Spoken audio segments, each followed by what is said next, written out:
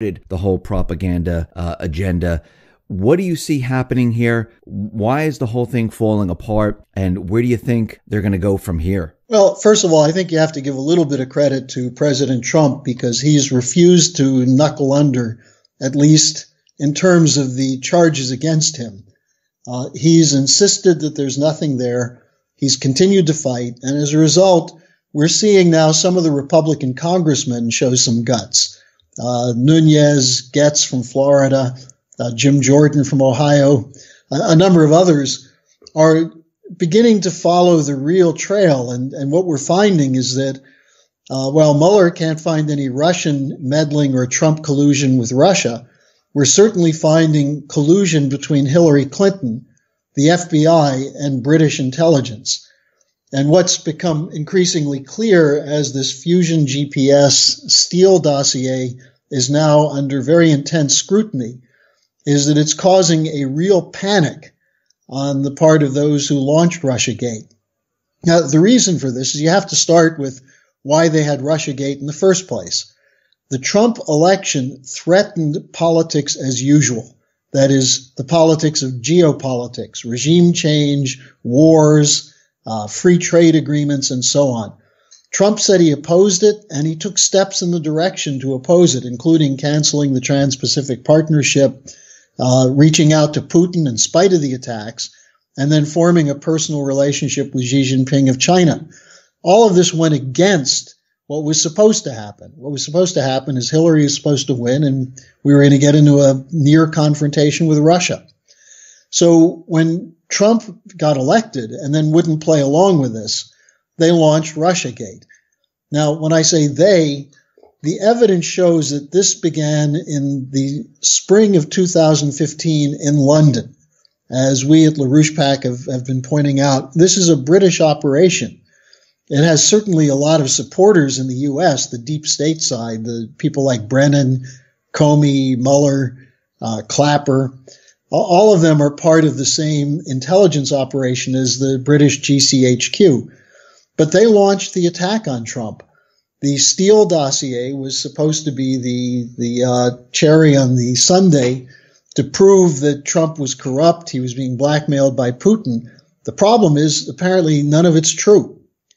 And thanks to a lot of hard work by investigative reporters, by some of these congressmen, and by my association, I mean, we put out a very important report called Robert Mueller is an immoral legal assassin.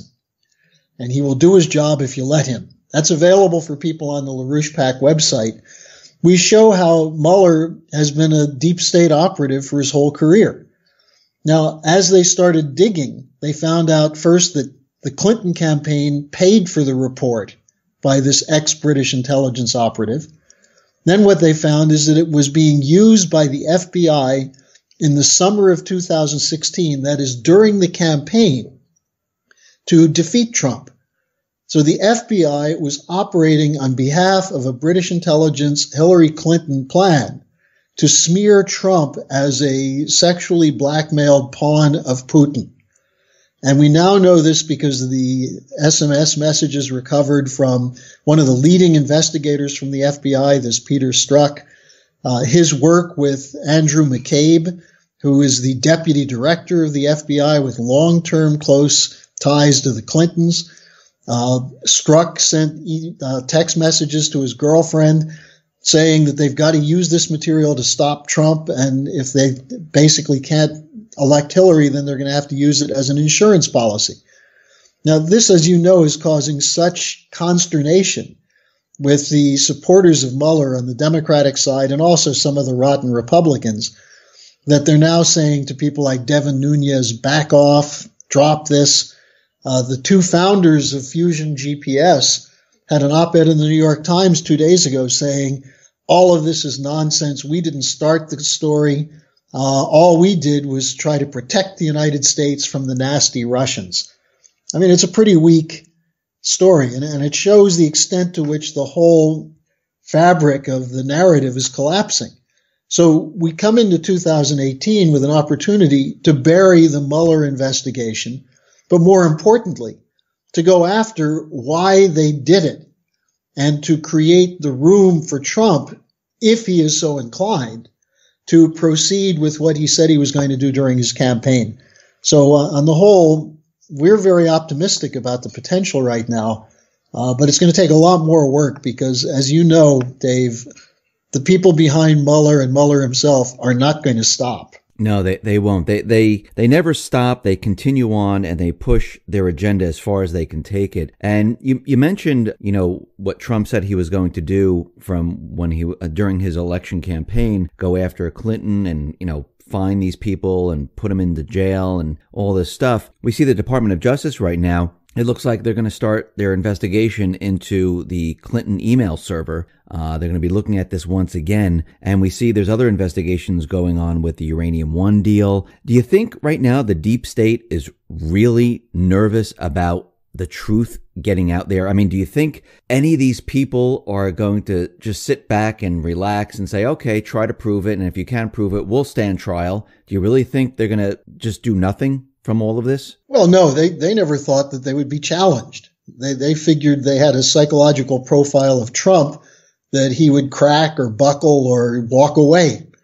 They also underestimated once again the determination of at least a portion of the American population to end this era of the Bush, Obama, Clinton policy control. If you look at it, the deeper underlying issue is that for 16, 17 years, we've been in terrible economic shape. We've lost 6 million industrial jobs. Wages have stagnated at 1989 levels. People lost their savings in 2007, 2008. They've lost jobs. The debt burden on the family is growing. The delinquency rates, the student loans, delinquent car loans. There's been an absolute catastrophe for the American middle class. And at least a portion of that population is saying, we're tired of being told it's our fault. And what Trump tapped into during the campaign was that anger and that war weariness and that distaste for being treated as though they're stupid, the so-called, what do they call them, disreputables or deplorables. Deplorables, yeah. So people reacted to that. Now, again, they underestimated it. They didn't think they'd lose Brexit. They didn't think that Trump would win. They thought that Merkel would coast to a fourth term in Germany. They thought that Russia and Putin would capitulate. They thought that the Chinese would collapse in a debt bubble, which I find it ironic that people in Wall Street are attacking a Chinese debt bubble when the biggest debt bubble in the world is on Wall Street.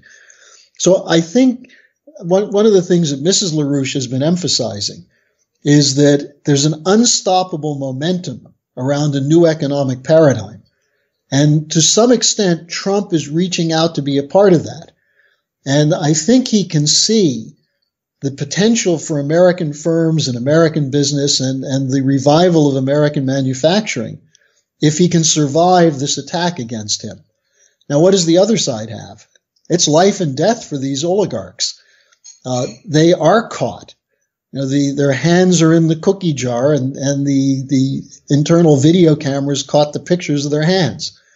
And they can say whatever they want. They've been caught. The only question is, are there enough people with the guts in the institutions, whether it's military, some honest people in the intelligence community, and others, who will stand up and say, we're not going to tolerate this.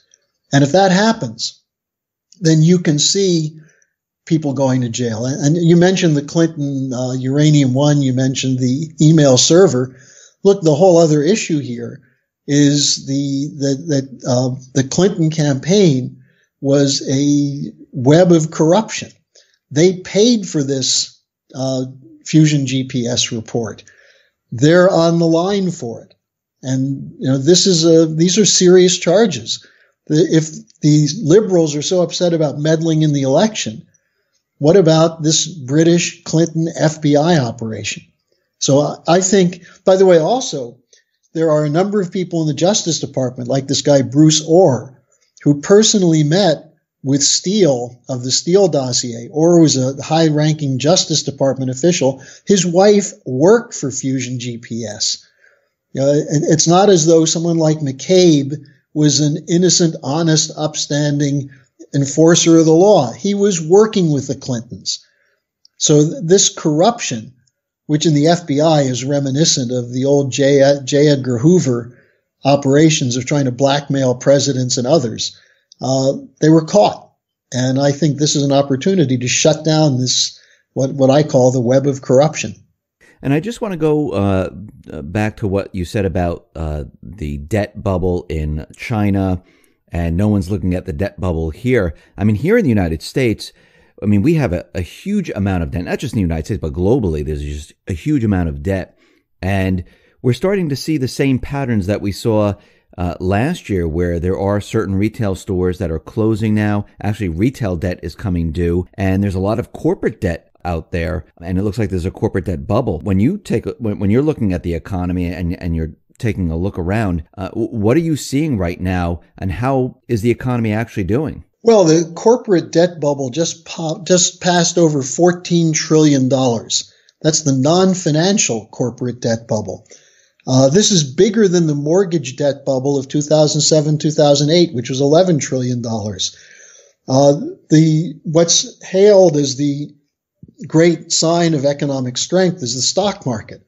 That's fueled by corporations borrowing money at very low interest rates to buy their own stock or to buy other companies' stock for mergers and acquisitions. So they're building up the debt bubble. At the same time, their actual profits have been stagnant since 2011. So if interest rates creep up, even though they're only 75 basis points up since they started raising interest rates, the International Monetary Fund said if the rates get to 2%, 20% of corporations will collapse in the United States. The Bank for International Settlements said that 10% of the banks and firms in the United States and Europe are zombie firms. In other words, they're only staying alive because of cheap or zero interest. What happens when that changes? So the real estate index is going crazy in the United States. The prices are up 6.2% in the last several months. So, today the Dow crossed over 25,000. So this corporate debt bubble is unsustainable. Now you add to that 1.4 trillion in student debt. You add to that the increasingly dangerous situation with auto loans, which I think we're now reaching close to 4.5% delinquency rate. Credit card debt is at record levels in the United States. People are using credit cards to pay for food, rent, and transportation and healthcare. That's unsustainable because credit card debt is high interest. So the debt bubble as a whole is growing. The physical economy is not growing. And the tax reform that was just passed by the Congress has no mechanism to cause the money that the corporations will make in their tax cuts go into something productive. At least when John Kennedy proposed his investment tax credit, the idea was that you get the tax credit if you invest in new plant and equipment, research and development, job training, job hiring, and so on. There's none of that in this so-called tax reform bill. Jamie Dimon said this is QE4. In other words, more money for the banks and their corporate clients to speculate with.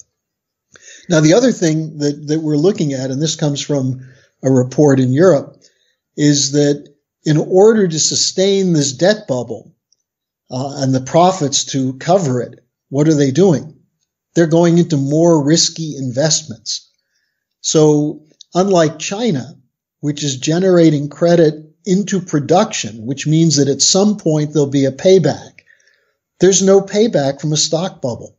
And every stock bubble eventually pops.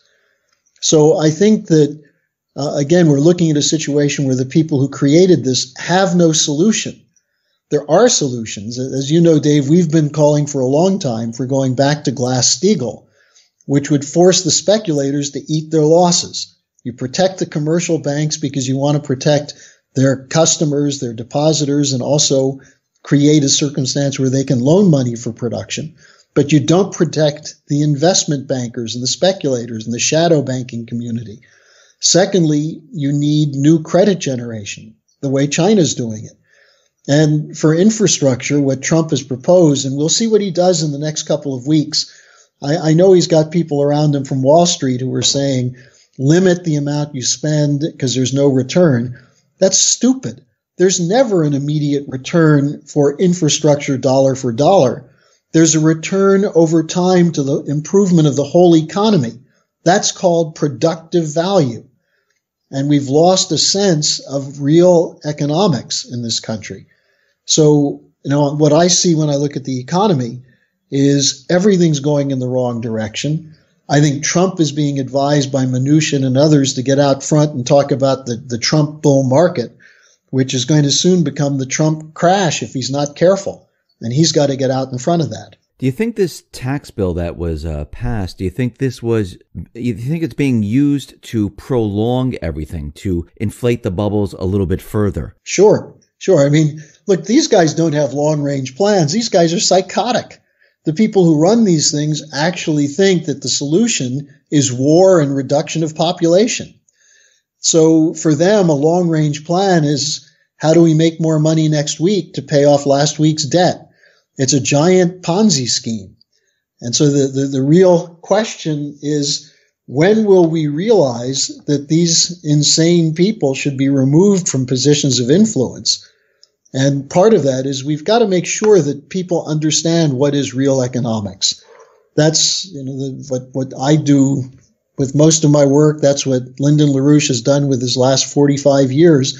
Try to educate people on what the real principles of economics are, as opposed to consumerism, speculation, getting rich. Now, you mentioned war, and we know the deep state, the cabal, they were trying to, and they're still trying to push war to distract from what is going on here. And I noticed that they're using Ukraine, North Korea, Iran. They were using Syria, but that's off. I think that's off their scope right now. And it looks like they're rotating between the two now. Recently, we've seen that Trump approved weapon sales to Ukraine. And we know this was from the Ukrainian Freedom Act, where Congress voted and they said, yes, we can supply them with non-lethal weapons. And the corporate media was out there making a very big deal. When you look at this sale, what was the purpose of this? Well, I think when you look at the Trump foreign policy, you have to realize that he's surrounded by Bush neocons. And you can't blame anyone for that but him.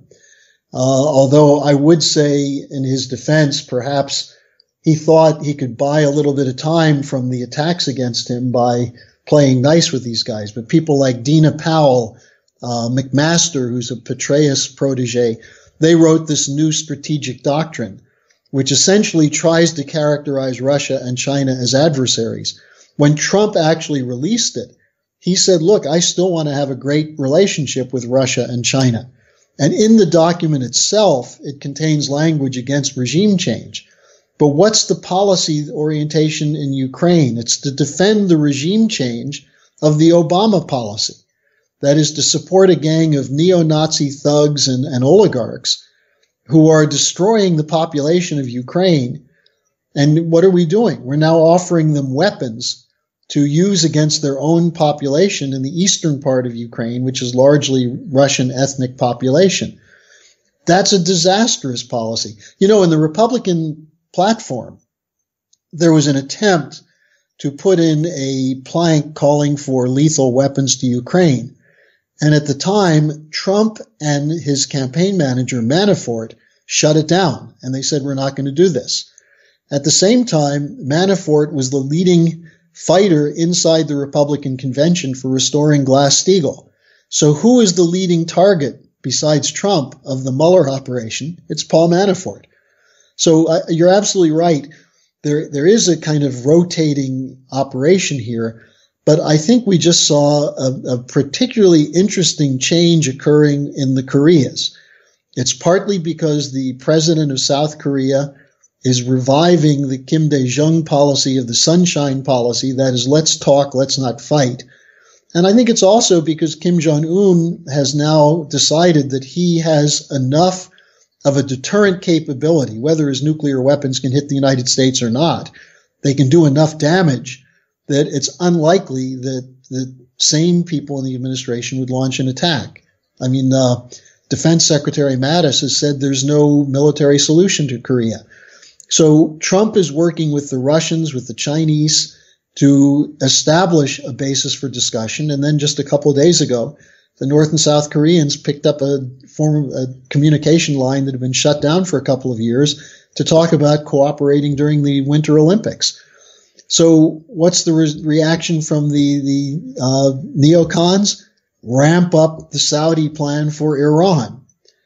Use the Ukraine situation. They need war, not just because they need the profits from it. They need the destabilization. They need the distraction. And I think this is something that people have to figure out, because we have no interest in Ukraine. Trump said that during the campaign. We have no fundamental strategic interest in picking a side in Syria or in Iran. So these are attempts to maintain the old geopolitical framework, which is against the actual interests of the United States. Sometimes I feel when Trump is out there and he's saying, like with Kim Jong-un, our nukes are bigger than yours. And, he's provoking them through language. But to me, it feels like this is a show, that this is all talk to keep the corporate media, the deep state, all off track while he does his other work behind the scenes. It seems like he keeps them busy with all this nonsense because this is what they want to hear. Look at the whole thing around Tillerson. Remember, the New York Times and others said Tillerson was going to be fired in November, and that there's this huge fight between Trump and Tillerson. Who's the advocate of talking to the North Koreans? It's Tillerson. So while they're hyping the idea that he's about to be thrown out, he's in the middle of these very sensitive negotiations in North Korea, continuing the discussion with Foreign Minister Lavrov of Russia. Tillerson and Lavrov, as well as American military and Russian military, successfully defeated the ISIS terrorists that were propped up by Obama and NATO. So there have been successes. Those people who say, it's all negative, it's all bad, are missing the point. Now, whether Trump is clever enough that he's running these deception operations, I'll leave that for historians in the future to look back and figure it out.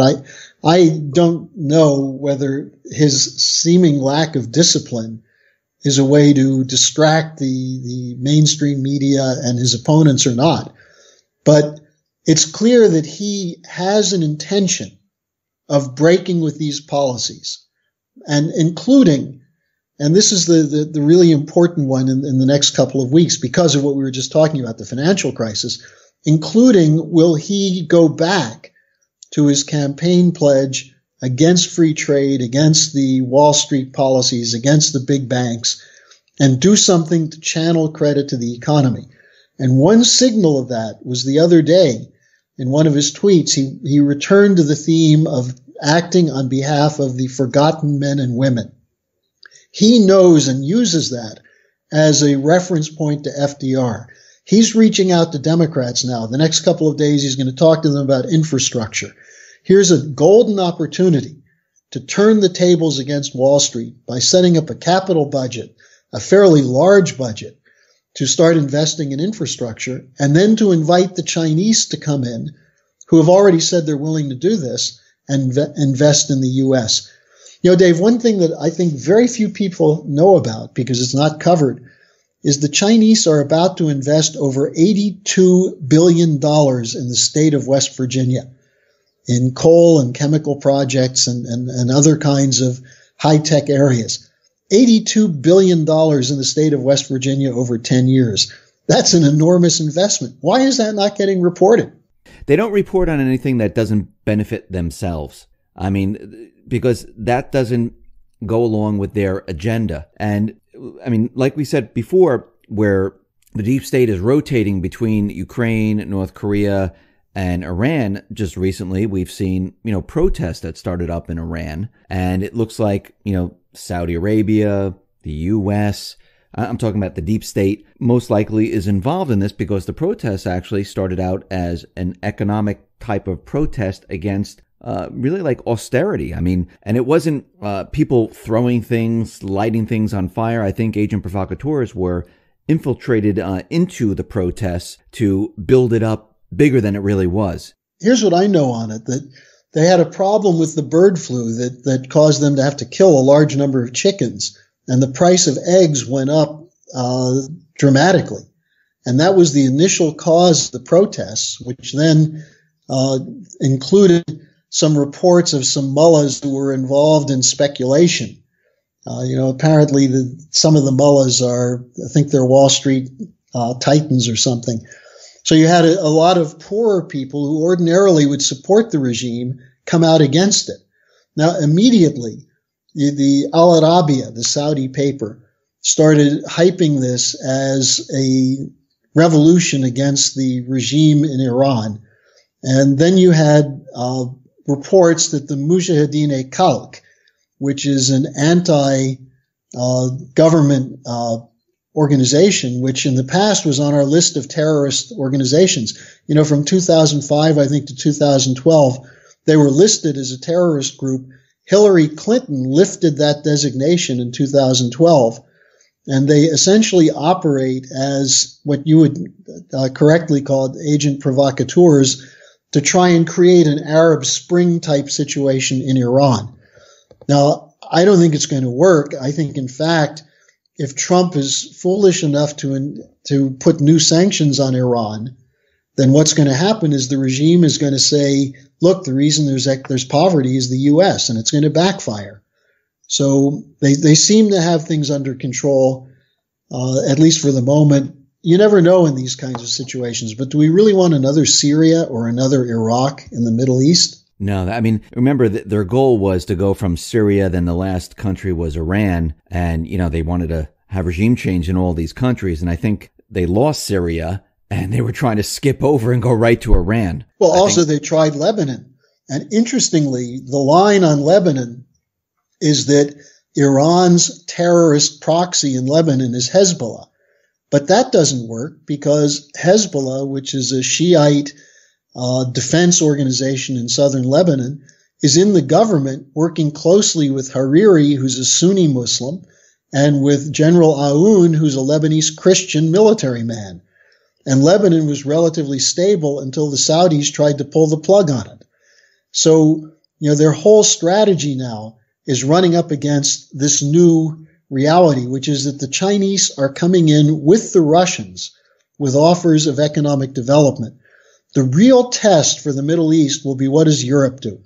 Because, as you know, Europe was really hit hard by the refugee crisis. People from Afghanistan, Iraq, Syria, North Africa. If the wars end and we see some of the refugees returning, as they are returning from Lebanon and Jordan to Syria, if you have a viable reconstruction program, the refugee problem goes away in Europe. You'd have to do the same thing in North Africa as well. The other place, by the way, Dave, the other rotating crisis point is Libya, where they're trying to blow that up again. But I think there's a way out of this, but it means we have to go outside of the politicians who operate on the basis of geopolitics. I'm here in Germany. What I see here is complete chaos. The two parties, the leading parties, had their biggest losses ever in the last election. Merkel's Christian Democrats and the Social Democrats, who were in a coalition government, they were rejected by well over half the population.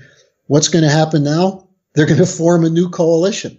How popular is that going to be, especially if Merkel sticks to her pledge to work with French President Macron to increase the power of the bureaucrats of the European Union in Brussels? So the Europeans have one of two ways of going, either getting rid of the sanctions on Russia and working with Russia and China, and possibly with Trump, or to continue this fake European identity in the EU, which is going to end up leaving them out of this new economic paradigm that's starting to emerge. Now, can Trump, I know he's putting forth a lot of economic policies. He put forth his tax policy. But as you said before, the economy, the debt level, everything that we're looking at is completely falling apart. What is his economic paradigm shift? Like, what are we moving into right now? What's different from when Obama was president or when, Bush was president? What can Trump do at this time to change anything? Because it feels like everything is too far gone. You're right in identifying this as a continuation of the policy. I find it somewhat ironic that Trump, who was so effective in attacking Hillary Clinton for claiming there was an economic recovery under Obama, is now using the same fake figures that Obama used to say there's an economic recovery under Trump. The stock market going up and the so-called low levels of unemployment, even though I think the most recent figure is the labor participation rate is even lower today than it was under Obama. It's now down to 62.7%, which means that more than 1/3 of the potential labor force is unemployed. So, why is Trump saying this? I think he's buying time. I don't think the tax reform will do anything to improve the economy. Maybe it'll keep some of the Wall Street guys on his side a little bit longer, but he needs a full break with that. And that break includes what we at LaRouche PAC have been putting forward. Glass-Steagall, stop the speculation, stop propping up these fake too-big-to-fail banks. Move away from a private central bank Federal Reserve system into a national bank, which is a credit institution. The third of LaRouche's 4 laws is major investment in infrastructure, especially cutting edge. And then the fourth point is you need a science driver. Nuclear fusion is one, space is another. But what's the key? Other countries are already doing this. This is what China is doing. And the Chinese are spending, I think it's close to $100 billion in credit, which is generated from the holdings they have of U.S. treasuries and U.S. dollars, to work with 80 countries in projects now, which are improving the lives of people in those countries. This is the Belt and Road Initiative, the New Silk Road. This is the Asia Infrastructure Investment Bank. The Chinese and the Japanese now just announced 4 joint projects in Africa of major scale. This is occurring around the world. It's creating hundreds of thousands of jobs. It'll create millions of jobs, real wealth production. And Trump is totally intrigued by this. And he continues to have a discussion process with Xi Jinping. He was very much moved by his first meeting with Jack Ma. He's trying to get Jack Ma back to talk to him. So there are a lot of things moving in this direction. I'll point out one other thing. The new U.S. ambassador to Moscow, John Huntsman, is actually working very closely with the Russians to come up with a solution to Ukraine. So while we're seeing in the broad strokes in the media, everything looks the same as under Obama, there are things being done by Trump. The question is, does he trust the American people enough to come out and tell them openly and organize them to support him the way he did in his campaign? And by that, I mean he should have a series of fireside chats where he identifies exactly who it is in the deep state that targeted him. The role of people like Brennan, the pro-terrorist, Clapper, who lied about the NSA spying, Comey, who defended and protected Hillary Clinton. These guys have to be exposed, and he has to explain why they're attacking him and say to the American people, come out and support candidates who will support me on these issues. If he were to do that, I think 2018 would be in the bag for him, and we'd be able to use the new Congress to go with the kinds of measures that he talked about in his 2016 campaign. Yeah, I mean, that sounds fantastic. The only problem is you still have the deep state in the wings and they have control of the corporate media, where, at every turn, they're going to try to shut him down. But, Dave, on that point, they have the control of the corporate media, and yet look at all the leaks that are coming out. The fact that the Inspector General of the Justice Department released these hundreds of SMS messages that showed the conspirators inside the FBI operating against Trump. It is getting out there. You're getting it out. I do a number of other radio programs. LaRouche PAC is getting it out. Our dossier on Mueller has gotten into every Senate office, every House office, all the committees. Every one of your listeners should go to LaRouchePAC.com and download this document to see what a complete immoral bastard this guy Mueller is. He was involved in the original targeting of Lyndon LaRouche in the 1980s when LaRouche was working with President Reagan. Mueller is the guy who covered up for the Saudis in their role in 9/11 and is supporting terrorism. He's the one who started prosecuting whistleblowers when he was at the FBI. His buddy Comey is a religious hypocrite. He's a fraud.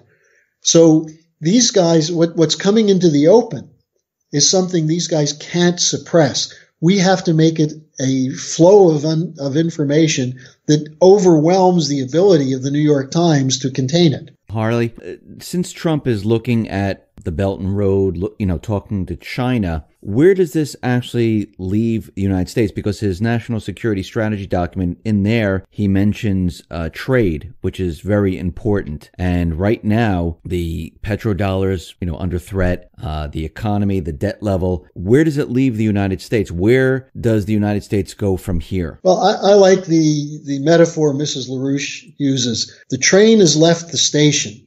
Either we get on this high-speed rail or we're going to be watching the taillights of the caboose as we sink into the status of a fourth world country. The potential, the CEO of Caterpillar, for example, was in China.